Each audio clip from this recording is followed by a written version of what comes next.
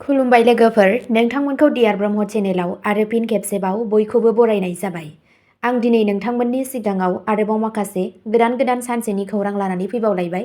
आसा खालामो नोंथांमोनहा खौरांखौ खोनासंनानै मोजां मोनगोन।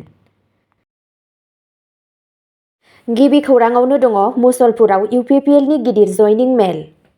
चापागुरि बिधान सभा बियाबनि बारग' MLA हितेश बसुमतारीया शुक्रबारखालि बाक्सा जिल्लानि मुसलपुराव आसारखान्थि बायदियै UPPLआव हाबो। बक्सरनि दैदेनगिरि हितेश बसुमतारीया मोनसे गिदिर रेलीजों हाबनाय हाबाफारियाव बाहागो लादोंमोन। रायखांनो गोनांदि बे दैदेनगिरिया साननैसो सिगां BPFखौ नागारदोंमोन। BTRनि गाहाय मावफुं सोद्रोमा प्रमद बर'नि नुजाथिनायाव मुसलपुर दुर्गा मन्दिरनि नब्लाङाव खुंनाय UPPL दोलोनि गोख्रों जयनिं मेलाव बाहागो लायो हितेश बसुमतारीया। खाम्फा बरगयारी, चन्दन ब्रह्म बायदि बायदिफोरा नुजाथिदोंमोन। खौरांगिरिफोरजों मोनसे जर'खा मोगा-मोगियाव BTRनि गाहाय मावफुं सोद्रोमा प्रमद बर'आ बुङो दि जों BTRआव गासैबो थाखोनि जौगाथायनि थाखाय खामानि मावगासिनो दं आरो बे थांखिया जोबनाय नङा होनना बुंथियो। UPPL दोलोनि खौसेथि दावबायनाया जागायबाय होननानैबो बिथाङा बुंथिदों। बेनि गेजेराव हितेश बसुमतारीया फोरमायदोंमोन दि हाग्रामा महिलारीया गोबां समावनो सन्देह गोनां बिफाव लायो। बिथाङा हाग्रामा महिलारीनि बागैबो गारां जादोंमोन। बेखौ बुंनानै दि हाग्रामा महिलारीजों कामान्डार बुंजानानै बिथाङा गोजोननाय मोन्दों। बिथोनगिरिया बुंदोंमोन दि बिथाङा दावहाखौ दैदेनगासिनो दंमोन। नैथि खौराङाव दङ क'क्राझाराव बाजेट जथुमनि सिगां CM बर', चिफ सेक्रेटारि खथा रिभिउ लाहार-फाहार सोलिगासिनो। क'क्राझारआ आसाम आयेन आफादनि बाजेट जथुमनि थाखाय हादोरसानि आयेन दागिरिफोरखौ BTRआव बरायनो साखा-फारा जागासिनो दं, जाय बेखौ हादोरसायाव गिबिसिन बानायदों। BTCनि CM शुक्रबारखालि बाजेट जथुमनि सिगां बाहागो लादोंमोन दि बिथाङा नोगोरनि समायना खालामनायखौ बांहोनो थाखाय क'क्राझारनि जायगायारि थागिरिफोरजों सावरायदों। बेनि सिगाङाव बुधबाराव आसामनि गाहाय नेहाथारि रबि ख'थाया क'क्राझाराव जानो गोनां बाजेट जथुमनि थाखाय थियारिफोरनि गुवारै नायबिजिरनाय हाबाफारि लादोंमोन। ख'थाया बुंदोंमोन दि गाहाय नोजोर होग्रा आयदाफोराव जिरायनायनि राहा, केटारिं सिबिथाइ, थाद'नाय गैयै मोब्लिब आरो दै जगायनाय, रिंसारथि खान्थि, सावफाहामारि सुबिदाफोर, अर रैखाथि राहाफोर, ट्राफिक सामलायनाय आरो थोजासे मावफारियाफोरखौ थिसननाय दं। बेजों लोगोसे गाहाय नेहाथारिया जथुमनि उनाव थियारिखौ रोखा खालामनो थाखाय सत्र हल आरो गुबुन गाहाय सुबिदाफोरखौ नायदिङो। बेनि सिगाङाव जानुवारियाव आसामनि गिबि मन्थ्रि हिमन्त बिश्व शर्माया बुंदोंमोन दि 2020 मायथाइनि बर' गोजोन गोरोबथाया BTRआव जाफेरै गोजोन आरो जौगाथाय लाबोदोंमोन आरो क'क्राझाराव बिधान सभानि 2025 बाजेट जथुम खुंनाय जागोन होनना फोसावदोंमोन। 17 फेब्रुआरि खालि आसाम आयेन आफादनि जथुम्माया क'क्राझाराव खुंजागोन, बै जायगायावनो जेराव गावस्रानायनि थाखाय सोमावसारनाया मोनसे समाव जादोंमोन। बेयो रायजोनि थाखाय खौसेथि आरो दावगानायनि मोनसे गोदान खोन्दोनि नेरसोन। खौरां बिजोंनिफ्राय मिथिनो मोनबावनाय बायदियै CM हिमन्त बिश्व शर्माया बुंदोंमोन, शर्माया मोनसे मख'जाथाव हारिमुआरि सोलायनायखौ दिन्थिनानै आसाम आयेन आफादाव बर' रावनि बांलांनाय गोनांथिखौ नोजोर होदोंमोन। मोनसे समाव असमियाया आयेन आफादनि मोनसेल' रावमोन। आथिखालाव बर' राव आरो बर' आरिमु आरो हारिमु मोन्नैबो मोनसे गोनांथि गोनां जायगा मोननो हाबाय, जेराव बर'आ आथिखालाव फालांगिनि लेनदेनाव मैखोम बिफाव लादों। थामथि खौराङाव दङ आसामआ 32 नोगोर खुंथायफोरनि थाखाय अनलाइन बिल्डिं गनायथि खान्थि बेखेवदों। आसामनि न' लुनाय आरो नोगोरारि बिफाननि मन्थ्रि जयन्त मल्ल बरुवाया बृहस्पतिबार 13 फेब्रुआरि खालि गुवाहाटीआव online building permission system (OBPS) खौ जागायदोंमोन। बे खान्थिखौ 32 नोगोर खुंथायाव मोननो हानाय जादों आरो बेनि थांखिया नोगोरारिफोरखौ अनलाइन आर'ज गाबनो गनायथि होनानै बिल्डिं पारमिट बिखान्थिखौ गोरलै खालामनाय। बेखेवनाय हाबाफारियाव बिबुंथि होनानै मल्ल बरुवाया फोरमायनाय बायदिब्ला OBPS खौ आखा-फाखा, रोखाथि आरो सौहैनो हानाय गोहोखौ बांहोनो आरो बिल्डिंनि गनायथि मोननायाव गासै गोबावखौ बाङाइ खालामनो थाखाय डिजाइन खालामनाय जादों। बिथाङा बेखौबो गोसो होदोंमोन दि बे हाबाफारिया रायजोआरि सिबिथाइफोरखौ साबसिन खालामनो थाखाय रायजो सोरखारनि डिजिटेल सोलायनाय नाजानायजों गोरोबफायो। बे गोदान खान्थिया आथिखालाव मावख'आरि हेंथाफोरखौ बाङाइ खालामगोन आरो रायजोनि थागिरिफोर आरो बिल्डारफोरनि थाखाय गोख्रै, जेंना गैयै गनायथि बिखान्थिखौ रोखा खालामगोन। ब्रैथि खौराङाव दङ आसाम, मेघालय पुलिसआ बायरनि हाटआव सिमा बारनानै मटर साइकेल सिखाव हमदों। आसाम आरो मेघालय पुलिस हान्जानि गेजेराव मोनसे जथाय अपारेशननि गेजेरजों बायरनिया हादाव सानै मटर साइकेल सिखावफोरखौ खानाय जादों।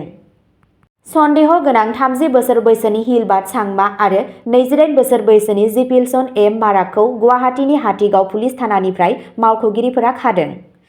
हमनायनि उनाव पुलिसआ खावनायफोराव अजद होनाय बायदियै बाहायजानाय मोनसे सोलायनाय आगजु बोखांनो हादोंमोन। बिबानगिरिफोरा फोथायो दि बे आगजुआ रायजोनि सिमाफोराव बिसोरनि मटर साइकेल खावनाय खामानियाव गोनांथार बिफाव लादोंमोन। बे हमनाया भारतनि सा-सानजा ओनसोलाव रायजो गेजेरारि गारि खावनायखौ होबथानो थाखाय रायजो पुलिस हान्जानि गेजेराव बांलांनाय हेफाजाबखौ दिन्थियो। पुलिस मावख'गिरिफोरा ओनसोलाव गुबुन मटर साइकेल खावनायफोरजों जाथावना सोमोन्दोखौ मिथिनो थाखाय गुवारै नायबिजिरनाय जागायदों। सानैबो सन्देह गोनां सुबुंफोरा आथिखालाव जिम्मायाव दं, मानोना नायबिजिरगिरिफोरा गावसोरनि अपारेशननि आबुं खाबुखौ थि खालामनो आरो जाथावना लोगोफोरखौ सिनायनो थाखाय खामानि मावो। बाथि खौराङाव दङ धुबुरीयाव मोसौ फालांगि खालामनायाव बाहायजानाय लाक्जारि गारि जब्द, 4 हमजादों। आयेन बेरेखा मोसौ सिखाव फालांगिनि सायाव मोनसे गेदेर सिग्रोमनायाव आसामनि धुबुरी जिल्लायाव पुलिसआ सानै मस्ट वान्टेड मोसौ सिखाव फालांगिरिफोरजों लोगोसे 4 सिखाव फालांगिरिफोरखौ खादों, जाय आयेन बेरेखायै बांलादेशआव मोसौ दैथायहरनो नाजागासिनो दंमोन। सिखाव फालांगिरिफोरा आसाम सोनाब बेंगल सीमा बारनानै मोसौफोरखौ लांनो थाखाय सिखावै गंसे लाक्जारि गारिखौ बाहायगासिनो दंमोन।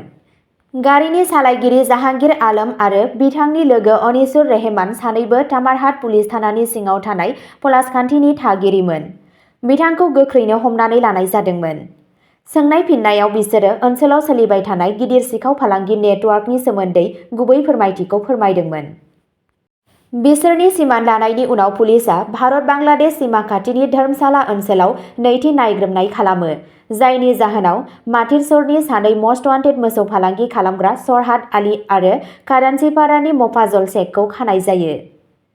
4बो दायनिगिरिफोरा आथिखालाव पुलिसनि आवथायाव दं आरो सिखाव फालांगि रिंनि गुबुन सोद्रोमाफोरखौ नागिरनो थाखाय आरोबाव नायबिजिरनाया सोलिगासिनो दं।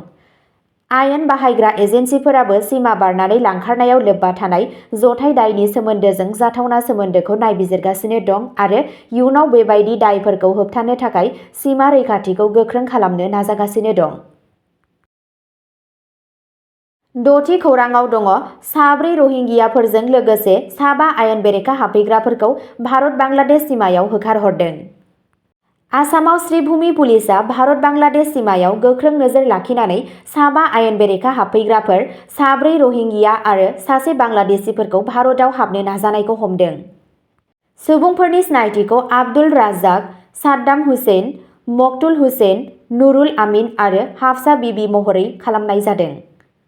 गोख्रै खामानि मावनानै पुलिसआ सीमा खाथियाव हाबफैग्राफोरखौ होबथादोंमोन आरो गोनांथार खान्थिफोरखौ मानिनानै बिसोरखौ गाव गावनि ओनसोलाव नारख्लायहरदोंमोन। बिबानगिरिफोरा आयेन बेरेखा बारनायफोरखौ दबथायनो थाखाय सीमायाव नायदिंनायखौ गोख्रोंसिन खालामदों, बेखौ रोखा खालामो दि हायुंआरि रैखाथिया जेबो गोरोबथा जाया।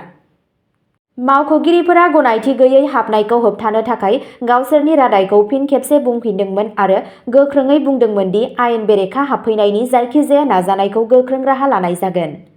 बे गाग्लोबनाया सीमा रैखाथिखौ गोख्रों खालामनो आरो सीमा बारनानै थांलाय फैलायखौ मोजाङै खालामनो थाखाय सोलिबाय थानाय नाजानायनि बाहागो महरै फैदों।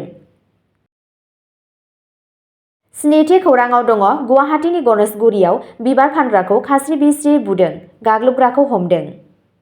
14 फेब्रुआरिखालि शुक्रबारखालि गुवाहाटीनि गणेशगुरियाव सासे बिबार फानग्राखौ खास्रि-बिस्रियै बुनाय जादोंमोन। रिपर्टनि बायदियैब्ला सुबुंनि मुंखौ भुपेन बर्मन होनना मिथिनाय जादों। बिथाङा गोब्राब जखम जादोंमोन आरो बिथांखौ थाबैनो फाहामथायनि थाखाय गुवाहाटी मेडिकेल कलेज आरो देहा फाहामसालियाव लांनाय जादों। बे गाग्लोबनाया अजद होनाय बायदियै फालांगिजों सोमोन्दो गोनां नांलायनायफोरनि जाहोनावमोन। शंकर बरुवा मुंनि दायनिगिरिखौ पुलिसआ खाबाय। रिपर्टनि बायदियैब्ला दिसपुर पुलिस थानानि सासे मावख'गिरिया जाथायखौ रोखा खालामनानै बुंदों, फुंनि 7:30 रिंगासोआव फालांगियारि जाहोनफोरनि थाखाय सासे सुबुङा सासे बिबार फानग्राखौ खास्रि-बिस्रियै बुदोंमोन। दायनिगिरि शंकर बरुवाखौ हमनानै लानाय जादों आरो थासारिखौ लानानै आरोबाव नायबिजिरनाया सोलिगासिनो दं। 8थि खौराङाव दङ बिटिआरआव गाहाय जौगाथाय, बिथायारि सानज'थाय जौगानाय आरो जिउ राहा हेफाजाब हाबाफारिफोर लादों। मानगोनां मावफुं सोद्रोमा इएम डक्टर नीलुत सरगयारिया अदालगुरिनि लालपुलाव Bodoland movement memorial milestone gate नं 2 खौ बेखेवना होयो। बे गोसोखां खाम्फाया बिटिआरनि सुबुंफोरनि थाद'नो हानाय गोहोखौ मान बावनाय महरै गसंदों आरो गोजोन आरो दावगानायनि फारसे ओनसोलनि जथाय दावबायनायनि नेरसोन। बे फोरबोआव अदालगुरि जिल्लानि गोबां मानगोनां सुबुंफोर आरो मानगोनां नोगोरारिफोरा बाहागो लादोंमोन। अरायथा जिउ राहाखौ जौगाहोनो थाखाय गुबुन मोनसे हाबाफारियाव मानगोनां इएम डक्टर नीलुत सरगयारिया दलखाथि बर' बाजार भिसिडिसिनि सा 54 मुलाम्फा मोनग्रा ना आरो गाइखेर फालांगिरिफोरनो साइकेल राननानै होयो। बे आगाननि थांखिया ओनसोलारि फालांगियारिफोरखौ बिसोरनि खारथाइ आरो फालांगिनि खाबुफोरखौ साबसिन खालामना हेफाजाब होनाय। बे समावनो मानगोनां गाहाय मावफुं सोद्रोमा सीएम श्री प्रमद बर'आ मैया बडलेण्ड मुलुगसोलोंसालिनि गोदानै लुफुंनाय जोहोलाव नीलेश्वर ब्रह्म अडिटोरियामाव हल बेखेवना होयो। 1140 जिरायनाय गोहो आरो गोदान मुगानि सुबिदाफोरजों बे अडिटोरियामा सोलोंथायारि, हारिमुआरि आरो रायजोआरि हाबाफारिफोरनि थाखाय मोनसे गाहाय थावनि जानो थांगासिनो, जाय सोलोंसालिनि बिथायारि सानज'थायखौ मख'जाथाव महरै बांहोगोन। बेखेवनाय हाबाफारियाव मानगोनां vice chancellor professor BL Ahuja, registrar C Subung Basumatary, BTR सोरखारनि गोजौ थाखोनि मावख'गिरिफोर, फोरोंगिरिफोर, फरायसाफोर आरो गुबुन मानगोनां सुबुंफोरा बाहागो लादोंमोन। बिटिआरनि हारिमुआरि नुथायखौ आरोबाव गोख्रों खालामनाय मानगोनां सीएम श्री प्रमद बर'आ क'क्राझारनि दक्षिण कारिगावआव बिरसा मुन्डा कालचारेल कमप्लेक्सनि अन्थाइ खाम्फा गायसनो। खेबसे आबुं जानायनि उनाव बे कमप्लेक्सआ हारिमुआरि संरैखाथिनि थाखाय मोनसे जिउगोनां मिरु महरै खामानि मावगोन, जाय बिटिआरनि हारिफोरनि बायदि रोखोमनि दोरोंफोर आरो हारिमुआरि उनमोनथाइखौ दिन्थिगोन। अन्थाइ खाम्फा गायसननाय हाबाफारियाव मानगोनां एमएलए श्री लरेन्स इस्लारि, मानगोनां इएम श्री विल्सन हांसदा आरो श्री रन्जित बसुमतारी, मानगोनां एमसिएलए श्री माधव चन्द्र छेत्री, बिटिआर सोरखारनि गोजौ थाखोनि मावख'गिरिफोर आरो गुबुन मानगोनां सुबुंफोरा बाहागो लादोंमोन। अब्ला दिनैनि खौराङा एसेनोसै। नोंथांमोनहा बेबादिनो सानफ्रोमबोनि गोदान खौरांनि आपडेट मोननो थाखाय चेनेलखौ साबस्क्राइब खालामनानै लादो आरो खौरांखौ मोजां मोनदोंब्ला अन्नानै लाइक, शेयार आरो कमेन्टबो खालामनानै होलांब्लानो जाबाय। गोजोन्थों।